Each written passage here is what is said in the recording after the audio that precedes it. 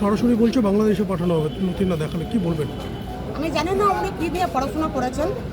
আমি শুনেছি যে উনি প্রফেসরও আছেন কোনো কলেজে। একজন নাগরিকত্ব কেড়ে নেওয়ার অধিকার বিজেপির নেই বা উনার নেই। উনার ক্ষমতা থাকলে উনি আমার নাগরিকত্ব কেটে দেখান। বড় বড় ডায়লগ মেরে কোনো কাজ হবে না। আর এখানে উনারা আমাদের দু একটা কথা, কারণ বাংলা যদি না বুঝে তাকে বুঝে কোনো দাম নেই। এখানে লণ্ডভণ্ড মানে তাই নয়, এখানে প্রতিরোধ গড়ে তুলব।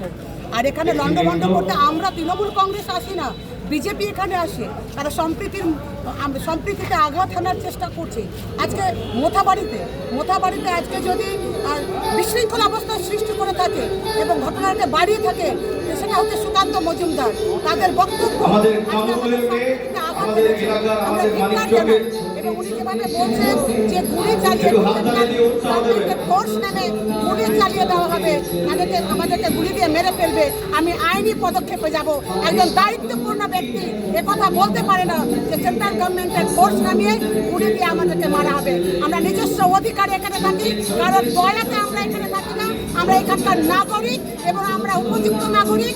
আজকে যদি হয়ে থাকে, আজকে অনেক বড় বড় ভাষণ বলছে, আজকে যদি নাগরিকত্বের প্রশ্ন উঠে আসে, তাহলে আমার মনে হয় তাদের নাগরিকত্বটা দেখা উচিত। আমার মনে হয় তাদের নিয়ে নিজেদের প্রশ্ন আছে বলে আজকে আমাদের প্রশ্ন করছে। এই কথার বিরুদ্ধে গুলি চালানোর প্রতিবাদে আমি ওনাকে আইনি নোটিশ করাবো।